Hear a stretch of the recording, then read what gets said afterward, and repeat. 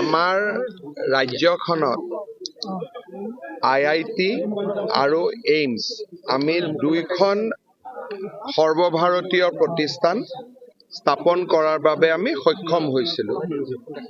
IIT আৰু এইমছৰ দৰেই ইণ্ডিয়ান ইনষ্টিটিউট অফ মেনেজমেণ্ট, যাক IIM বুলি কোৱা হয়, ইও এখন সৰ্বভাৰতীয় শিক্ষা প্ৰতিষ্ঠান। এখন ৰাজ্যত যদি IIM থাকে, IIT থাকে আৰু এইমছ থাকে, এক প্ৰকাৰ শিক্ষাৰ যিটো চাৰ্কেল বা সৰ্বভাৰতীয় প্ৰতিষ্ঠানৰ যিটো বৃত্ত, সেইটো সম্পূৰ্ণ হয়। উত্তৰ পূৰ্বাঞ্চলৰ কাৰণে এখন IIM কেন্দ্ৰত কংগ্ৰেছ চৰকাৰ থাকোঁতে, ডক্টৰ মনমোহন সিঙৰ চৰকাৰ থাকোঁতে অনুমোদন কৰা হৈছিল। সেই সময়ত ৰাজ্য চৰকাৰে যথেষ্ট প্ৰচেষ্টা চলাইছিল যে IIMখন অসমত দিব লাগে। কিন্তু সেই সময়ত ডোনাৰ মন্ত্ৰী মেঘালয়ৰ কিন্দিয়া ডাঙৰীয়া থকাৰ বাবে উত্তৰ পূৰ্বৰ বাবে অনুমোদিত IIMখন শ্বিলঙত স্থাপন হয়। আৰু তাৰ পিছত দ্বিতীয়খন IIM কেন্দ্ৰীয় চৰকাৰে দিব বিচৰা নাছিল, যিহেতু উত্তৰ পূৰ্বৰ কাৰণে এখন IIM ইতিমধ্যে দিয়া হৈছে। আমি কেন্দ্ৰীয় চৰকাৰক বুজাইছিলোঁ যে উত্তৰ পূব 8খন ৰাজ্যৰ এটা সমষ্টি আৰু অসমৰ যিটো ভূগোল আৰু অসমৰ যিটো জনসংখ্যা, তাক উত্তৰ পূৰ্বৰ আন ৰাজ্যসমূহৰ সৈতে মিলোৱাটো উচিত নহয়। আমাক সুকীয়াকৈ চাব লাগে।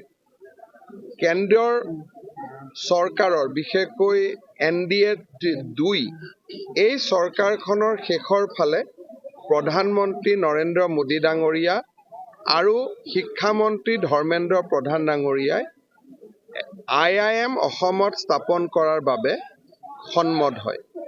আৰু পলাশবাৰী সমষ্টিত আমি এই IIMখনৰ বাবে মাটি বাৰী প্ৰাৰম্ভিকভাৱে নিৰ্ধাৰণ কৰোঁ। আজি যিহেতু কেন্দ্ৰত প্ৰধানমন্ত্ৰীও একেজনে থাকিলে, শিক্ষামন্ত্ৰীও একেজনে থাকিলে, সেইকাৰণে IIM স্থাপনৰ প্ৰক্ৰিয়াটো আমি ত্বৰান্বিত কৰিব খুজিছোঁ। তেওঁলোকে, মোৰ এইটোও আবেদন থাকিব যে IIMখন প্ৰথম কোনোবা এটা টেম্পৰাৰী কেম্পাছত হ'লেও আৰম্ভ হওক, যেনেকৈ আমাৰ IIT আদি আৰম্ভ হৈছিলে, আৰু 2 বছৰ 3 বছৰৰ ভিতৰত পলাশবাৰীৰ আমাৰ মূল কেম্পাছলৈকে তেওঁলোক আহিব পাৰিব। এই গোটেই বিষয়বোৰ মই যেতিয়া অহাবাৰ দিল্লীত যাম আলোচনা কৰিম, আৰু তাৰ আগতে মই নিজে এবাৰ মাটিবাৰীখিনি চাই গ'লোঁ। মাটিবাৰীখিনিক লৈ যদি এইখিনি মাটিয়ে আমি চূড়ান্ত বুলি ধৰিছোঁ, ৰাভা হাছঙৰ লগতো মই আলোচনা কৰি ল'ম। তেওঁলোকেও সৈদ্ধান্তিকভাৱে কোনো আপত্তি নাই বুলি কৈছে, খালি অলপ নিয়ম নীতি মানাৰ কথা কৈছে, সেইখিনিও আমি মানিব লাগিব। আৰু ৰাইজৰো সহযোগিতা আমাক লাগিব। ইয়াত আজি ৰাইজৰ যিমান উপস্থিতি, তাৰমানে ৰাইজৰ সহযোগিতাও আছে বুলি আমি ধৰি ল'ব পাৰিম। নেশ্যনেল হাইৱেৰ পৰা এই মাটিলৈ এই গাঁওখনৰ দীঘলকুছি গাঁৱলৈ আৰু এখন মাৰভিটা গাঁৱলৈ, দীঘলকুছি আৰু মাৰভিটা গাঁৱলৈ আমি নতুন ৰাস্তা এটা বনাব লাগিব, যাতে পুৰণা গাঁৱৰ মানুহখিনিৰ কোনো ক্ষতি নহয়। তেওঁলোক যেনেকৈ আছে তেনেকৈ থাকিব পাৰে, যাতে কোনো লেণ্ড একুইজিশ্যন আদি নহয় বা তেওঁলোকৰ অসুবিধা নহয়।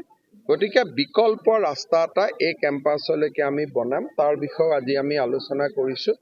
আৰু মই ভাবোঁ যে অসমবাসী ৰাইজৰ বহুদিনীয়া প্ৰত্যাশা এটা পূৰণ হ'ব গৈ আছে।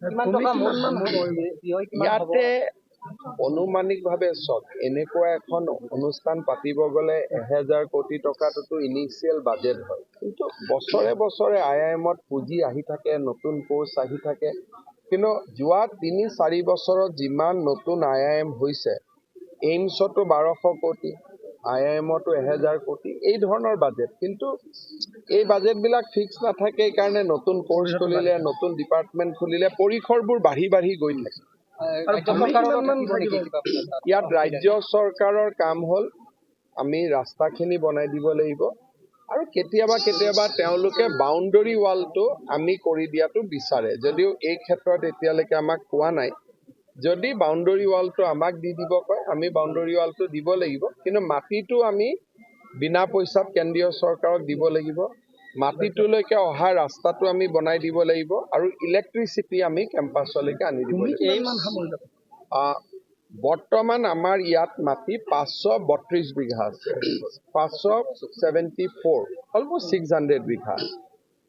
কিছুমান জেগাত IIM 600 বিঘাত হৈছে, কিছুমান জেগাত 300 বিঘাত হৈছে, কিছুমান জেগাত 450 বিঘাতো হৈছে। গতিকে তেওঁলোকৰ ইঞ্জিনিয়াৰিং টিম আহি যিমানখিনি মাটি লাগে, কিন্তু আমি এটা আলোচনা কৰিছোঁ, এখন নতুন ইনষ্টিটিউশ্যন আছে, school of planning and architecture, ই গুজৰাটত আছে।